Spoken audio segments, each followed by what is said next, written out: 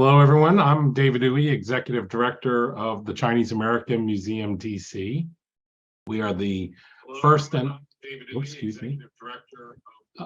we are the first and only museum in our nation's capital focusing on the Chinese American story. Today, back to school after COVID. Are we back to normal? How have students, teachers, administrators, and families coped and adapted? And are we forever changed? We would like to thank AARP. Their sponsorship makes this program possible. And to lead this discussion is our good friend, Katherine Reynolds Lewis. Katherine is an award-winning journalist, parent educator, and author of The Good News About Bad Behavior, Why Kids Are Less Disciplined Than Ever, and What to Do About It. Her writing on children, education, race, gender, disability, mental health, science, and social justice has appeared in The Atlantic, Fortune, Mother Jones, New York Times, Parents, and the Washington Post. So, Katherine, thank you for leading the way. Thank you so much for that kind introduction, David. And thanks to everyone for joining us, and especially to our panelists, educators, and health professionals are so busy right now that I really am grateful to the three of you for being here. So I'm going to just jump right in and introduce our panelists and then invite each one to just say a little bit more about themselves and the institution that they're from, starting with Sunny Chang, who is the secondary math chair and middle school math teacher at School Without Walls at Francis Stevens. Sunny, welcome. If you could say hello and just a little bit about your role. Sure. Good evening, everyone. As Katherine mentioned, I am without School Without Walls at the Francis Stevens. It is a school within the District of Columbia Public Schools. I've been with DCPS since 2015, but I've been with this particular school since 2019, which was the start of the pandemic and going on to online teaching. Prior to coming into teaching, I lived and worked in Seoul, South Korea at the US Embassy, working with various exchange programs and alumni programs there. And I've also worked a lot with church organizations and nonprofit organizations. It's good to be with you all. Great, thank you, Sunny. And Marilyn Pao is the Clinical Director and Deputy Scientific Director at the National Institute of Mental Health Intramural Research Program, among many other roles. Marilyn, could you say hello and introduce yourself? Sure. Hi, I'm Marilyn Pao, and as Kaki said, I oversee the clinical research program here in the intramural program in Bethesda on the NIH campus, where we actually have a 200-bed hospital and an outpatient center. I'm trained as a pediatrician and a child psychiatrist, and my interest is mostly in how do children cope and adapt to medical illnesses. And I've been conducting research recently on suicide risk in youth in medical settings. Thanks. Thank you, Marilyn. And last but definitely not least, Kavan Yi, who is director of the middle school at the Lowell School. If you could say hello and introduce yourself. Good evening, everyone. My name is Kavan Yi. I'm the proud director, a middle school director at Lowell School here in Washington, D.C. We are pre-K through 8th grade in the Northwest Quadrant. I've been in middle school, a middle school educator for over 20 years now. I began my career as a public school teacher in Chicago as a middle school science teacher, 7th and 8th grade biology and physical science. Had the opportunity to help grow the middle school division here at Lowell School in 2010. I was one of the original or founding middle school teachers. And over the years, we've expanded our middle school from the original 13 students to now over 100 students in our division, with 3 original founding teachers to now over 20 on our faculty and staff. I became the head of the middle school in 2015. I'm really honored to be here this evening. Great. And I know some people say of all the roles in education, middle school teacher is like the most scary one. So we've got 2 middle school educators here. Really grateful to both of you. I don't know if you ever saw that the show about a middle school after school teacher who, anyway, it just seemed terrifying to face a room full of middle schoolers. So I admire you already. So as David mentioned, the title of this panel is Back to School After COVID. And I think that's the theme of the first question, right? That when we think back 2 years in the fall of 2020 to where we were, it was the heart of the pandemic. It was a very difficult year for educators who pretty much had spent the whole summer trying to figure out how do we even educate kids if we can't be face to face. And then that was a very difficult year of virtual learning. Fall 2021, we were thinking, okay, maybe this will be better. And some schools were back in person, and then COVID cases came up among students and educators, and it ended up feeling a lot like whack-a-mole, I think, for many schools where there was so much disruption from absences that learning was also really challenging. And then hybrid learning, the sort of virtual plus some kids in the classroom, was like the worst of both worlds. So I think a lot of us, parents, as myself as a parent and someone who covers education and talking to a lot of educators, were hopeful this school year would be normal again. And I'd love to know, each of you, does that resonate with you? Sort of, are we back to normal? Or is there another way that you'd frame how this school year feels to you and your schools and your classrooms? And I may just call on Sunny to answer, and then Kavan can go next. Sure. So normal in the sense that it's definitely better than virtual learning, better than the hybrid, what we had last year. I do think that students have felt more comfortable coming back into the school building. So in that sense, it does feel like quote unquote normal school year. I do think, however, that there are lingering impacts and of just being away from the school building, away from normal everyday social interactions that really support student development. I think definitely there are overall long-term impact and effects that we see, maybe not so glaringly apparent as we saw last year. I had joked with the panelists, sort of like a joke, that it was a dystopian reality for us when we came back from the 2019-20 school year to just being back in the building. It just students did not know how to manage being back. So. Right, and that was your first year, so welcome to your new role. Kavan, what do you think of that framing? I'm actually interested in surveying how everyone defines what normal is.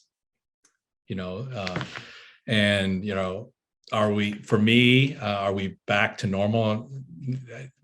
I feel that I have to redefine normal. We are living in a new normal, living in a world where, certainly coming out of how we responded to a pandemic, so how we move forward in whatever we do, whether it's, as a school, a curricular, or how we, for any programming, we have to have that, we have that memory of has happened, like Sunny said, the last few years, So how's it this year? I like to say, I read somewhere where we've gone back to some usual practices that we're familiar with. I feel that entering this school year certainly has a different feel than the last few years. And I think that attests to, we began those years with a lot of uncertainty, right? So we have much more certainty now. We're still living in a pandemic, but we know how to respond to those events now. Right. So, as we enter the year, everyone from the adults to the students have this sense of certainty, some, like Sunny was saying, says comfortability. And we actually had a summer to re-engage with that usual. We had some usual practices of going to summer camp and reconnecting and having fun outside, or, even going to our pools and go swimming, or to go to a movie theater to watch a movie.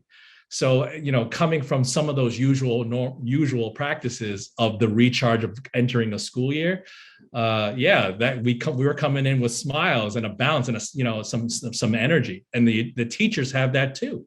They had the opportunity to have those 3 months of recharge, where in the previous few years we've been spending that time, reassessing, reevaluating, learning new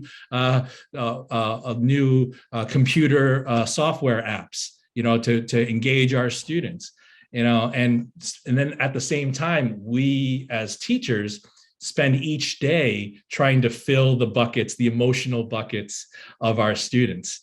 All right. And during the pandemic, we didn't have that opportunity. We were running on empty. And then when you needed the summer to recharge, we couldn't fill that cup. So yes, this year has been much different than the years past. Great, great. And Marilyn, I don't know if you have a perspective you'd like to share on that, or Well, I think we're not ever going back, as we kind of talked about. I think this is a new normal, as Kavan says, that it's the whole world has an elevated level of anxiety and depression that everybody had living through a pandemic, and actually all the historical events around the George Floyd murder and the January 6th. And so I think, and just watching all around the world, glaciers melting and potential missiles, and it's hard to feel comfortable if you really spend a lot of time listening to the news right now. So I think that's been a challenge. I think we lost a lot for kids, especially in school, with regard to the hidden curriculum that school has. So not only did we lose academic time in math and other areas, but the social emotional regulation that children learn in school, we're behind a couple of years developmentally. So we have to relearn how to be civil with one another and take turns. It's not the same taking turns on Zoom as it is in person. So I think we're all still living through change, which is hard to tolerate for long periods of time. And I think although there's better certainty, we still have a fair amount of uncertainty, what the fall is going to look like, what other diseases are going to look like. So, but people are incredibly resilient, I would just say, and we can talk about those factors, but kids, it's hard to suppress kids from thriving and sparkling. They naturally want to be effervescent. And so, everything we can do to support that is great. I love that. That's a great perspective. Definitely, as someone who lives with teenagers, it is a roller coaster. But the teen energy when they're happy, there is nothing like it, right? It really is that effervescence. So I appreciate this framing of a new normal or back to usual, because I think when we try to look at where we expected to be if there had been no pandemic, and then look at, for example, the scores that were just released in the National Assessment of Educational Progress, right, aka the nation's report card, all of that framing is kids are behind, right? They're behind where they should be academically. There's learning losses, there's unfinished learning because of the last 2.5 years that were not usual.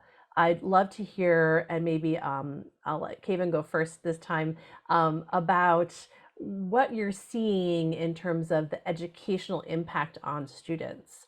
And for any parents in the audience, I feel you, because it can be triggering to think about should, right, where your kids should be, and then like, oh my gosh, they are not there right now.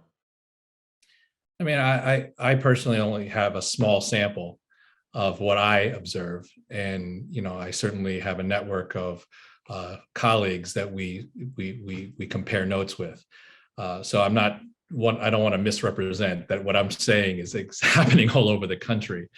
But from what I understand, from what I read, and what I've observed, is that for a couple of years, our students have been frozen in time, academically and social emotionally.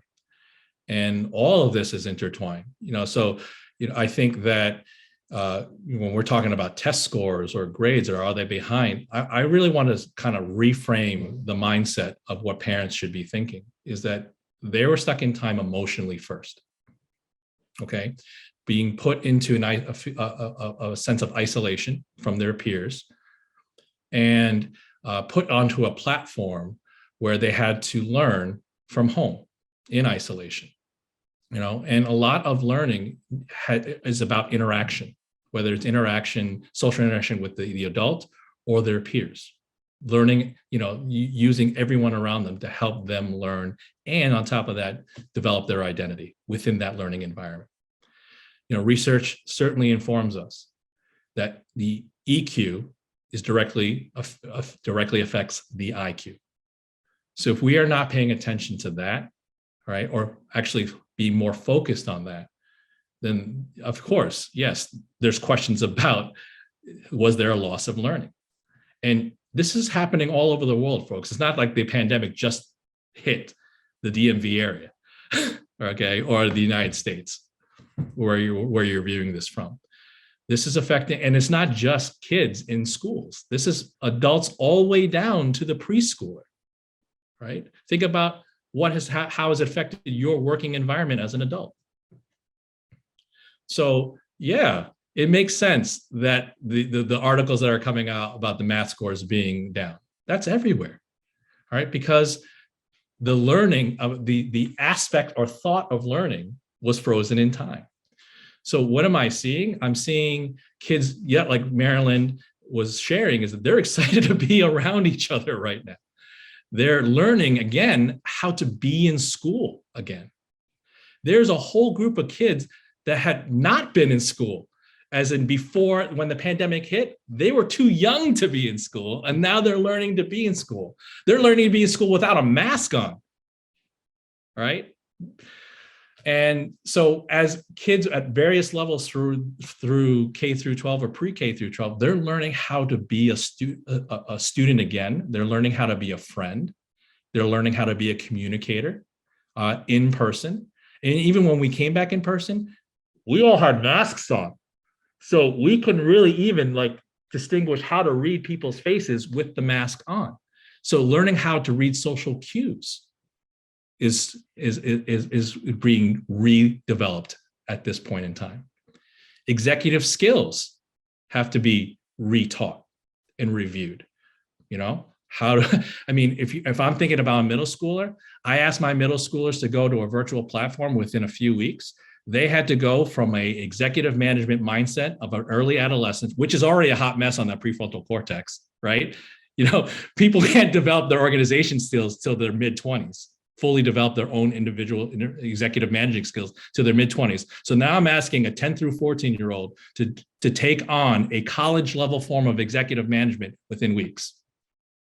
And then when they re-enter the physical space, they have to do that again. And remember, in middle school or secondary schools, they have to learn 7 different ways. Now, as an educator, as an administrator, I'm hoping to unify that so there's not a lot, all right? But in reality, it can be that way. So, are there learning gaps? I think there were more learning gaps emotionally. There's a learning gap emotionally, which then, yes, would have a direct correlation to the academic piece. And Sunny, what is your perspective on this, and how are you seeing educators address sort of where kids should be academically versus some of these skills that Kavan's talking about? I think everyone's pretty much in agreement that there are learning gaps, and the test scores show that both in reading and especially in math, because math is a cumulative subject, and it was very difficult to do math online virtually. I'm sort of old school I'm a math teacher. I'm an old school when it comes to math school. You have to write math. You have to, use pencil and paper. The virtual platforms are good. And I think they can be beneficial, but if you don't have, just that pen to paper or pencil to paper rather in math, it can be a difficult subject to make progress with and master. Having said that, though, I do think that the opportunity that the pandemic has created for us is that it forced districts to invest their budgets into new technology.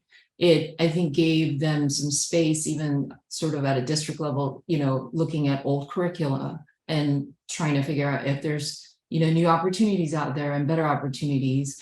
I think we've had a lot of conversations at our school around differentiated learning and really focusing on the ways that students can show evidence of strength in different ways. And so I think that there is more of a focus on trying to individualize what mastery would look like for students. And that doesn't always connect with our typical standardized exams or benchmarks that we have.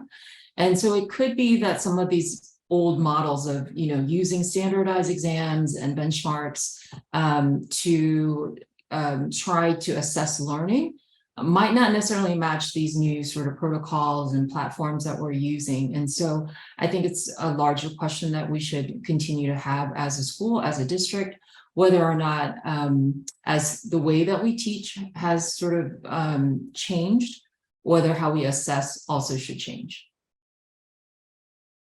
That makes so much sense. And if anything, the pandemic has forced educators to be so nimble and adaptive and flexible and sort of, I'm sure there's so much that's going into each, lesson block where they're seeing gaps and filling them right away. And there may not be documentation or a way to assess it, but it's happening. So that's very reassuring.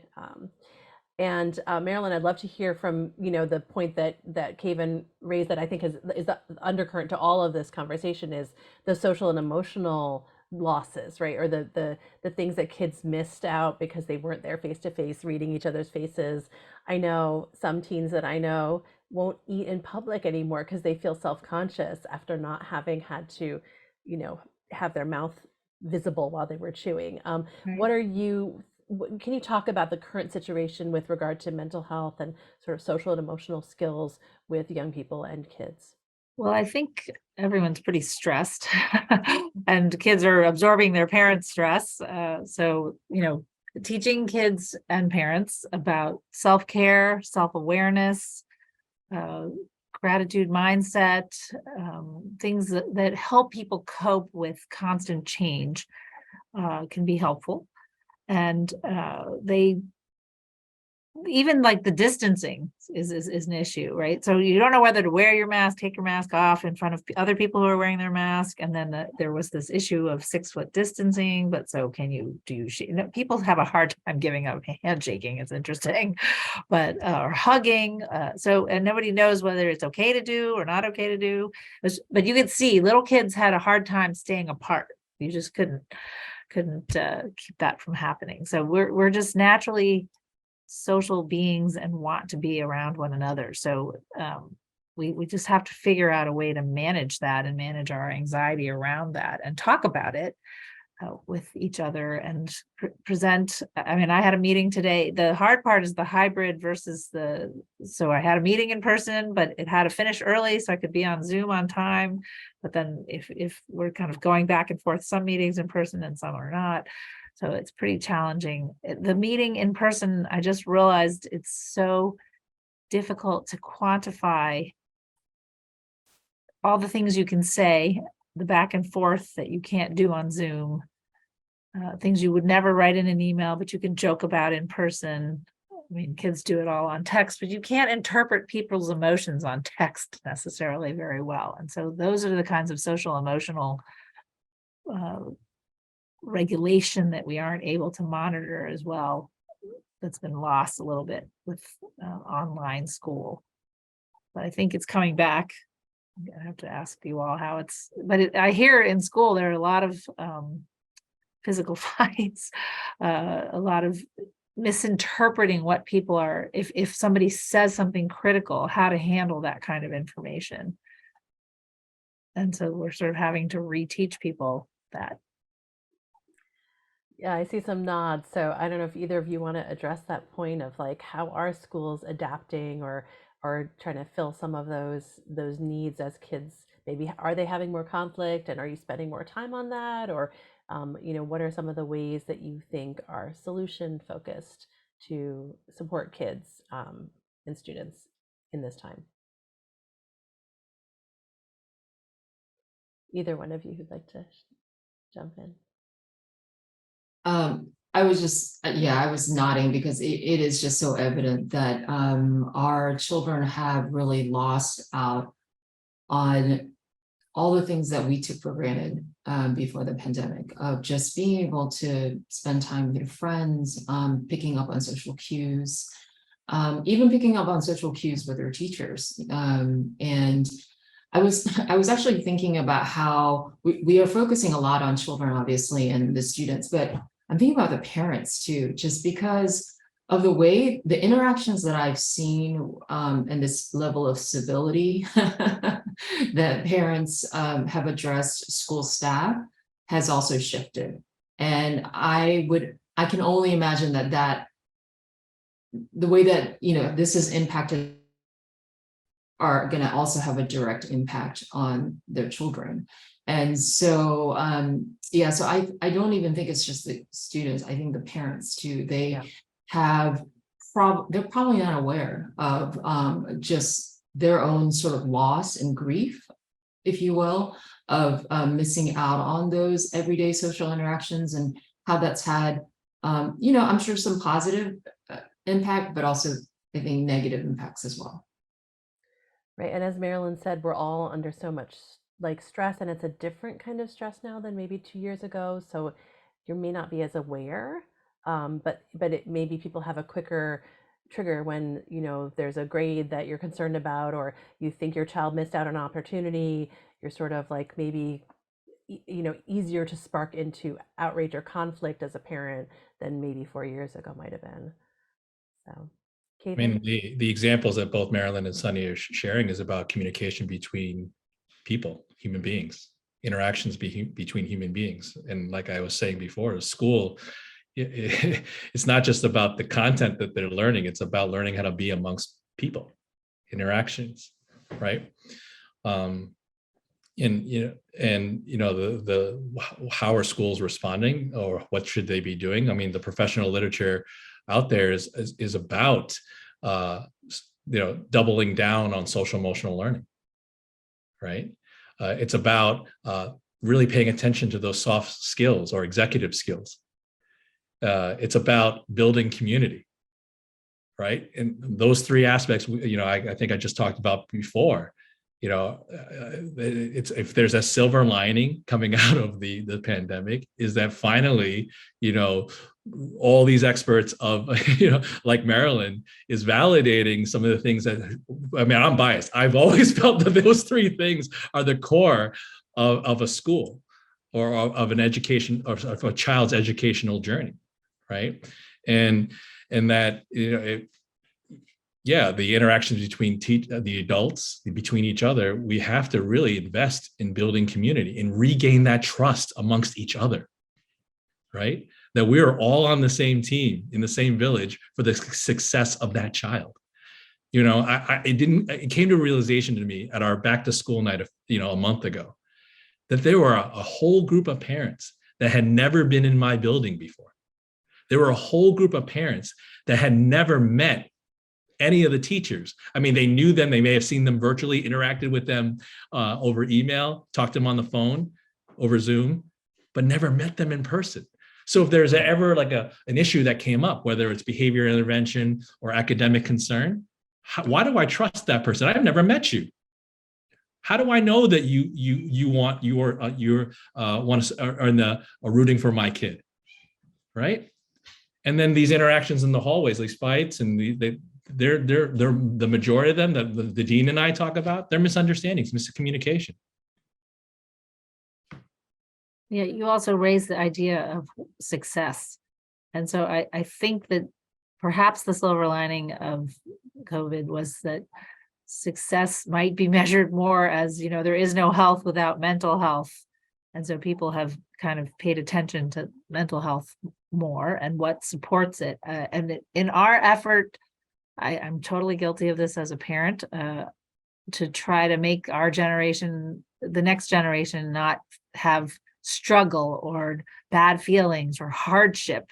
We might have overshot it and not allowed them some struggle. So resilience is actually overcoming struggles and defeat. It's not having no struggles in your way. It's Right. actually being able to handle when difficult things happen to you. So, you want like a sword, when you're tempering a sword to make it really strong, you have to put it in the fire a few times, and then it's actually stronger metal than it is if you've never put it in the fire. Right. And I if, love if that. we've normalized, and if there's a normal, I piggybacking what you're saying, Marilyn, about mental health, is the importance of mental health. That we've not made it a stigma. Like, it's now being more popular that you are receiving mental health support or thinking about self-care. Yeah, no, I love this conversation. I know the first year back in 2021, people were saying, "Oh, it's a mental health year. That's got to be focused." And then this year, as we started, I'm like, I actually think this is still a mental health year. Like, how about if we just make every year like, because there is no health without mental health. There is no learning unless children feel safe in the school building and connected to the educators and each other. So maybe I think maybe that can be a new framing that we all use to think about school and education. And before we get too sunny, I do want to make sure to talk not just about the pandemic of COVID, but also this sort of, we talk, sometimes people frame it as the twin pandemics of, COVID and racism, and especially with the rise of anti-AAPI hate. I know my kids were worried, when their grandmother went on the metro, like, is she going to get pushed over? And I see that having an impact on our communities, of course, but also on our children. And I'd love to hear from you all how you feel this sort of double pandemics, especially around the sort of racial awakening and the wake of George Floyd's murder, how that has changed your schools, students, how you see it's having an impact even on you as an educator or mental health professional. And whoever would like to jump in to go first. I can start. Our school has been incredibly intentional about having conversations around racial equity and how it impacts not just the education system, but each of us as individuals and the biases that we bring to all of our different interactions. The DCPS has a student body that's predominantly African American, Latino, Hispanic, and our school is no different. We have a staff and a school that has always dealt with racial issues, but now we've been given a genuine platform and a genuine mandate, if you will, for us to always be aware of that. And I really have to give credit to our school leadership. Because this was something that was, put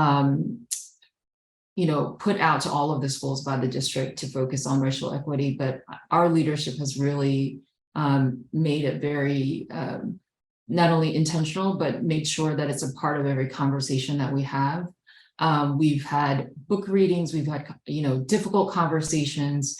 And I think for me, because I'm at a school where we don't have a lot of Asian Americans in the student population, our focus has been more on the, people of color who are Black or Hispanic, Latino, and their experience. But I also know that having had these conversations and being so intentional about it really has given me personally a feeling of safety, if you will, and a feeling of just walking this road together as a person of color too. Having lived in Korea for such a long time as an adult, and coming back to the US, it was a little bit of a sort of a culture shock again for me to be in the US and to experience the fact that, I no longer live in a setting where I'm not a part of the majority anymore. And so just having that, those conversations, creating a safe space has been really empowering for me to just coming back. And I'm also just trying to personally figure out what it means to not just be Korean American, but really be part of a larger Asian American, group as I continue to live here in the US. I would say for me personally, I'm a mental health provider for children, and I've always been really focused on biopsychosocial understanding of a child's culture and all that makes that child become who they are. And so I thought I was sensitive to those kind of cultural issues, but I think the whole historical events currently have definitely made me re-look at all the implicit biases we all have and the racial equity lens on everything.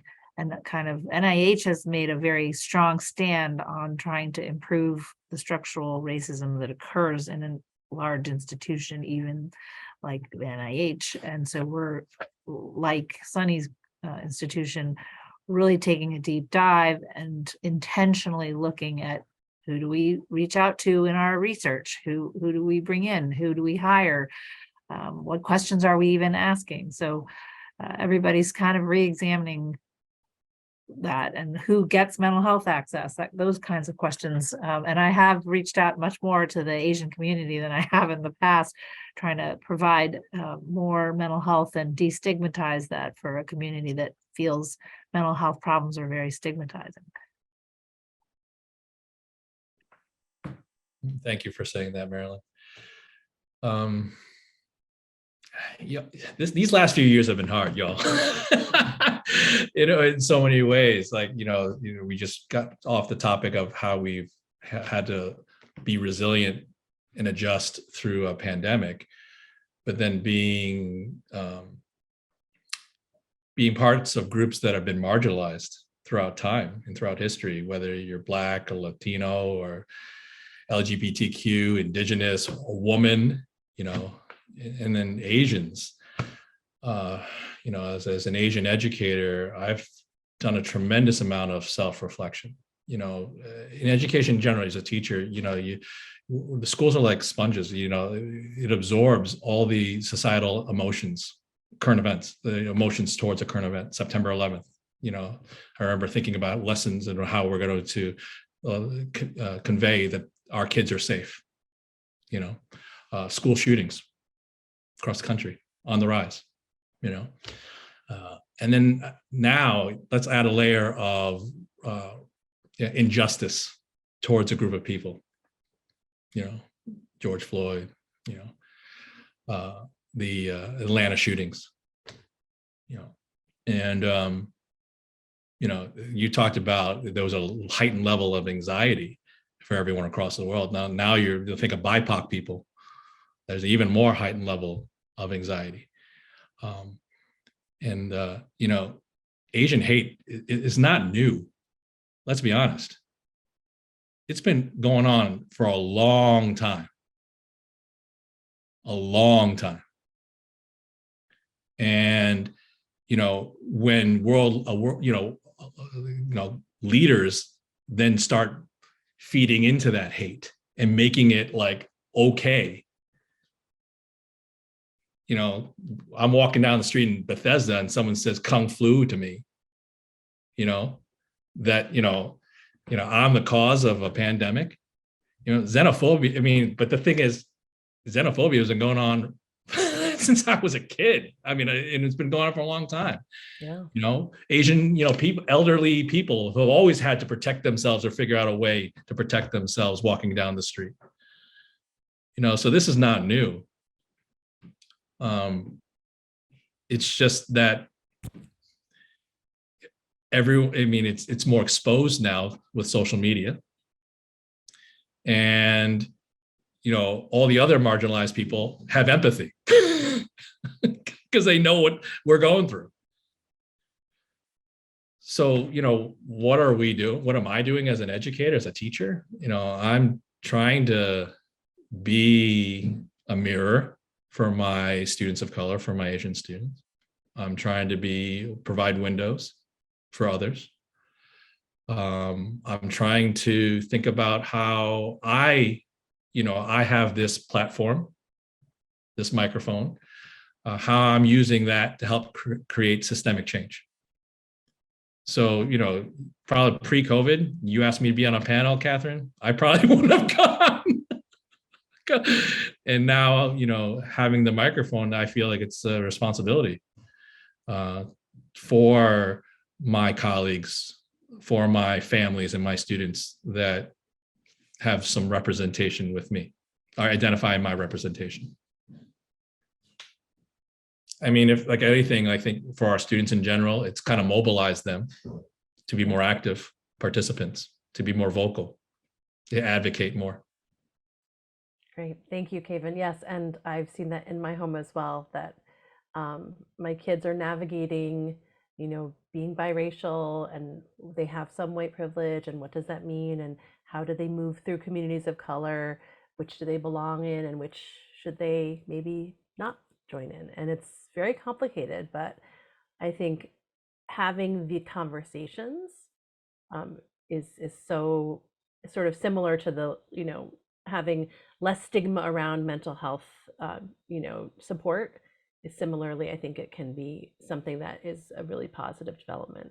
And I recently learned that the largest mass lynching in America was Asian American men, Chinese American men, which I didn't know. So you're absolutely right, it's been going on forever. I mean, could I add one more thing? I'm sorry, Catherine. Yeah. I mean, for my own child, and for me in particular, having these conversations about our identity because of these things has created even more a sense of pride, and wanting to know more about our culture, our heritage, and celebrating that and not hiding it. Yeah. Like we talk about invisibility as Asians, we no longer, I'm trying to preach, we no longer should be invisible. We need to be part of that conversation. I love it. If I may add to, it's interesting because when I think about Asian Americans, I usually think about it as a checkbox, right? Of what race or ethnicity do you identify with? And I think it's always harder with Asian Americans because it is such a collective of different ethnic groups and cultures. And so trying to have sort of a unified understanding or identity as an Asian American versus, more of an ethnic hyphenated American. I think that there hasn't, in the past, there hasn't been sort of that unified collective sort of feeling, if you will, when I identify myself as an Asian American. But I do think that as unfortunate as, these events have been with Asian hate and everything, the thing that I've appreciated that's come out of all of this is just the ways in which Asian voices have been heard and have been more outspoken and more unified, I guess, in our voice. So it is something that I'm thinking about more now, being back in the US versus, having grown up here and not really knowing what it meant to be quote unquote Asian American versus Korean American. That's such an interesting nuance. Thank you, Sunny. So we have a question from the audience that I'm going to share and would love your perspective. I want to encourage anyone else to put questions in the Q&A box if you have questions for our panelists, and I have a couple more as well. So the question from the audience is about a little girl who was born in 2019. So she really didn't have any exposure to play dates or other kids. And then when she went to school at 3, it was just very hard for her to get used to school life. She seems to be afraid of trying new things, shy in public, attached to parents or known people only. And this parent's concerned, yes, we see her behavior improving, but we're afraid that this experience of being born into a pandemic has really solidified her personality as introverted and maybe will lead to depression older. So the question is there a good way to help kids live a non-fearful life in this young age, having been through COVID, and maybe be more open to accepting new things? And I'm going to throw this to Marilyn first, and then I'll let the other two comment. Yeah, and you might want to add to it yourself. I would say I have a 2-year-old granddaughter who was born during COVID, and I can see that there was kind of once she was put into daycare, her speech, her ability to talk and engage with people just blossomed day by day. But she'd only get to go a week and then she'd get sick and then, have to be home for another week and then go another couple days and then come home with another cold, just the way daycare is. So I would not say that how they are in the first 3 years. I mean, if you look at your own life, how much of you is like you were when you were 5? Maybe you didn't think you were going to be a teacher if you were to look at yourself at 5, or that you would be running a research center. Or so I think you should not be worried about what they look like right now at 3, and you can encourage more activities and being social, and not only in school, but have some play dates. But pace it to the child's pace. You can't force it. So I'd say you are not destined to have a depressed child, and they're just being mindful. You're already obviously attentive, but be also aware of how much anxiety are you transmitting. So if you didn't let them see anybody for 3 years, that suggests there was some level of anxiety you might have had yourself. So to kind of examine that, because children don't fall far from their parents. Yes, I always say parenting is the best personal growth experience I've ever had. All of my deep or inner challenges have come out in my children, and I finally have to address them, if not solve them. But Kavan, go ahead. I mean, kids are amazingly resilient, right? And how does one become resilient? It's from learning, right? And Marilyn kind of defined that type of learning before so beautifully.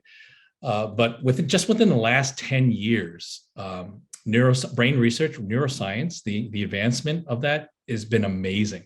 And the ability for us to really understand how the child brain, early adolescent and adolescent brain develops has been more and more clear of when is the heightened times of a child's life where they have the largest growth or neuroplasticity, the stimulation of neurons for that learn to retain that memory.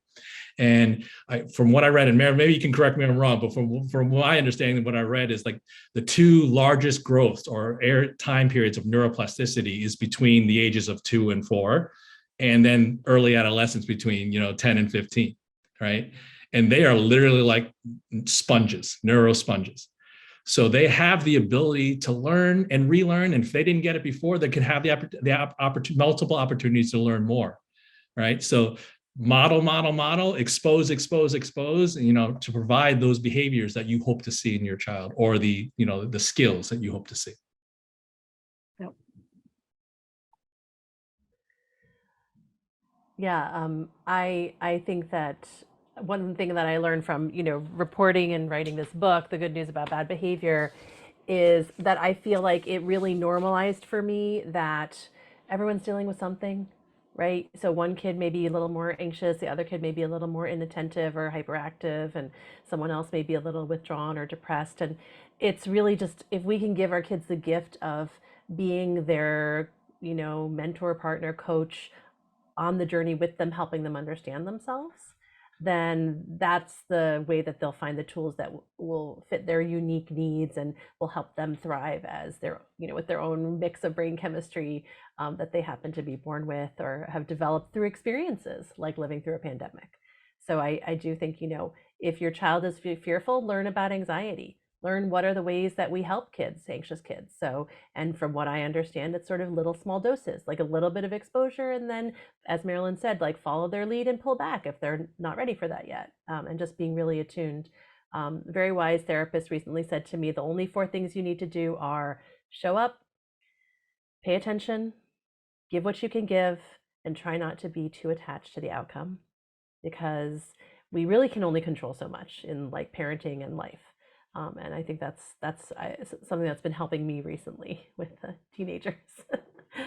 I think if you pay, just to reframe a little, or add to, everybody has strengths and weaknesses.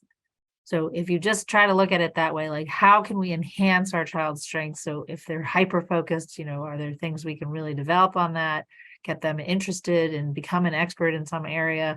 But if there are weaknesses, how do we strengthen those, train in that area to sit longer each day? Or so everybody has them. There's not a single one of us that doesn't have areas we're better at or areas we're not so great at.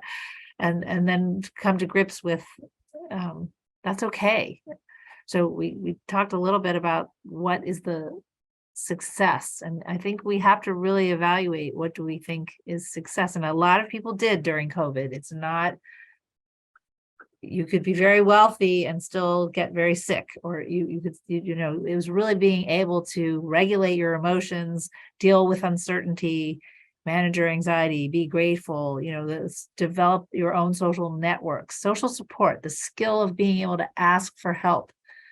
There's a mystery writer, Louise Penny, who talks about the 4 phrases you need to know. And they're things like, I'm sorry, I don't know, I need help. And I can never remember what the 4th one is, but so those are really true.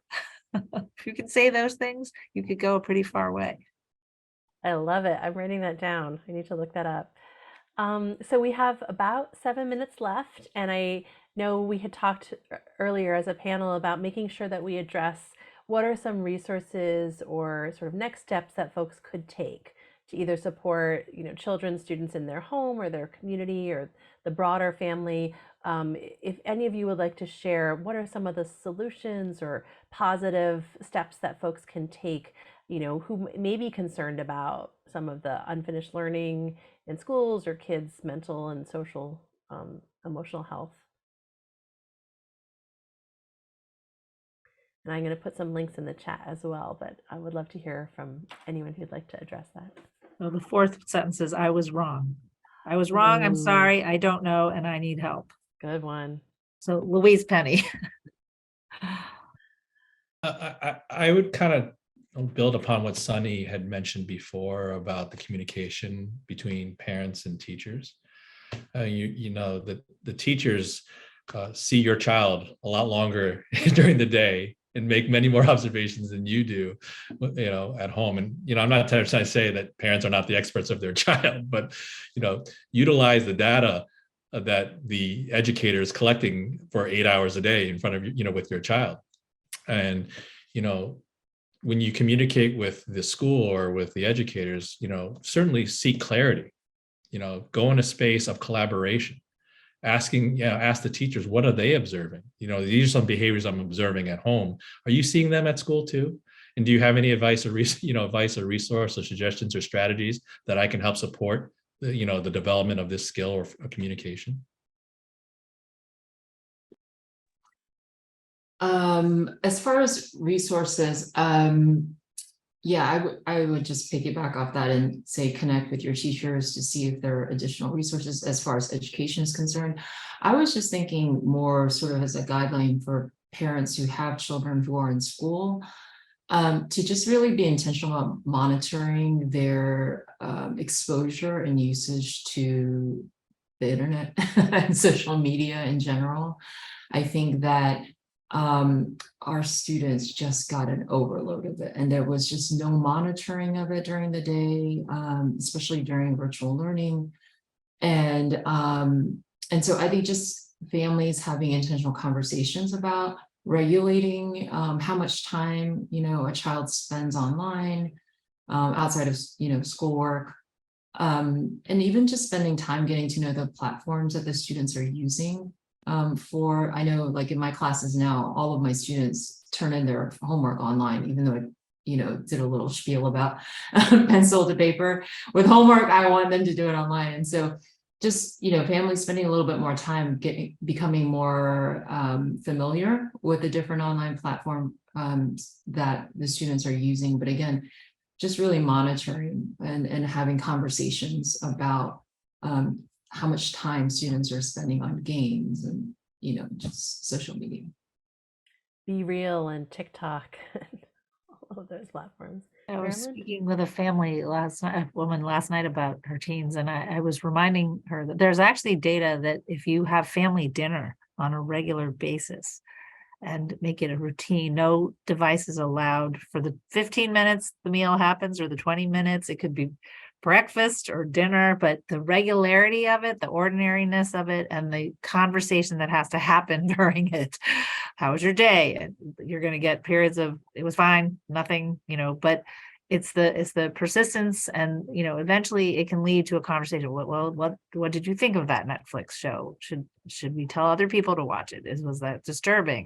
So just having conversations and practicing that. This was even before the internet showed that this was an important activity for community, social support, family. So all the things, the social regulation and communication that Kavan was so articulately talking about. Great suggestions. I just to try to pull out some of the things that I heard from Kavan's was to pause before you jump into a conversation or conflict or sort of concern. And I think that also resonates with me, that if we as adults can regulate ourselves, and enter into communications with curiosity as opposed to like worry or being fixed about like what we want the outcome to be, that can really help. And that curiosity, I think, will also serve us well in, hey, what are you looking at on TikTok? So why is it so engaging? Show me again how you upload your homework. Like I think that's another really good skill. So we're almost ready to close, but we had so many questions we wanted to address. I think we could go on for another hour. Each of you, is there anything that you didn't get to talk about or share yet that you would like to bring up that you had hoped to talk about today?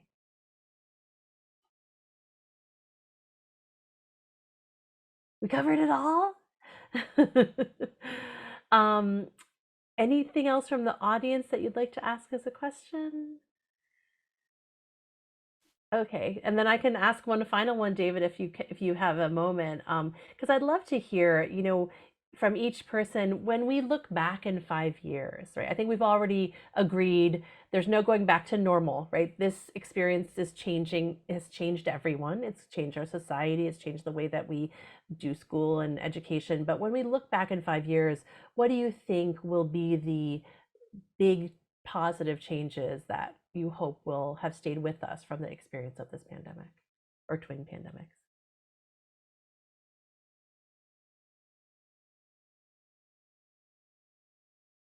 I'll start. I think the emphasis on mental health and well-being has been really helpful, and allowing people to talk more openly about their mental health and where to find resources. And telehealth has been a big boon actually to mental health, and many more people can get access. I don't favor the first interview being on telehealth, but I do think it has increased access to better care. So that's been good. I hope those stay. Yes, Kavan, Sunny. I mean, I hope there's always for decades there's always been education's been used on a political platform, and generally in past elections it's based on outcomes, how we compare to the rest of the world. I think the last few years, like I was mentioning before, the priority now is is to think about mental health, social emotional learning, understanding all the aspects of a child's life and how they learn. I hope what we've learned from the pandemic, and as we come out in the next 5 years, is when we talk about investing in our education system, I would like us to invest in the social emotional piece, for education, and if we can have that as the driving narrative, I think there would be certainly going to be educational reform. Creating that investment of social emotional learning, and also investing in how students have a sense of belonging. I think when I first started teaching in education, especially when we're talking about this second pandemic piece, we started talking about the importance of diversity, learning about diversity, and then it's moved into equity. and in more recent years, inclusion. But now it's more about belonging. So it's just seeing that evolution of the narrative of the conversation. I really hope we can take those two things, social emotional learning and the sense of belonging, more seriously. Sunny, would you like to have the last word? Well, I was just, as I was listening to everyone, I was just thinking about how the pandemic really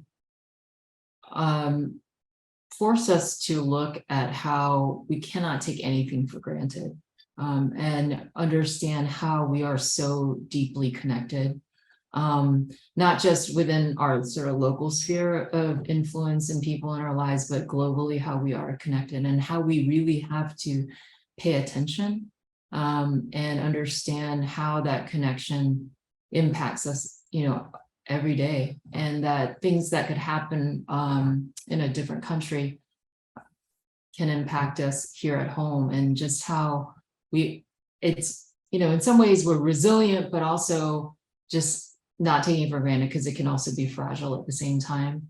And so just being made aware of that, I think that's something that I hope we will continue to take with us as we move forward.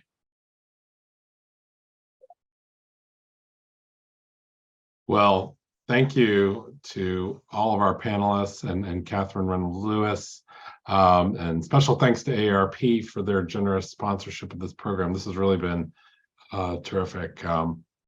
This event has been recorded and will be posted on the Chinese American Museum YouTube channel in the upcoming days. It usually takes us a few days.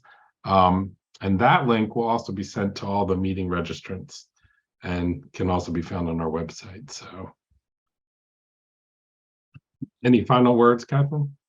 No, I just want to thank you and the whole team at the Chinese American Museum in DC for bringing us all together. I learned a lot, and thank you so much to Sunny, Marilyn, and Kavan for this amazing conversation, and to everyone for being here. We've had a full room for the whole time, and I really appreciate you for taking time out of your Thursday evening to be here.